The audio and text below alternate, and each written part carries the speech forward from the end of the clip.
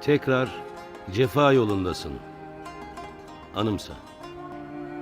Verdiğin sözde durmadın sen. Anımsa. Mahşere dek sırdaşınım demiştin.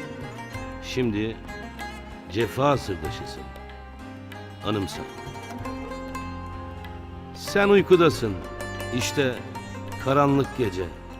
Beni ayık bırakmışsın. Anımsa. Bir dikenim düşmanlara demiştin.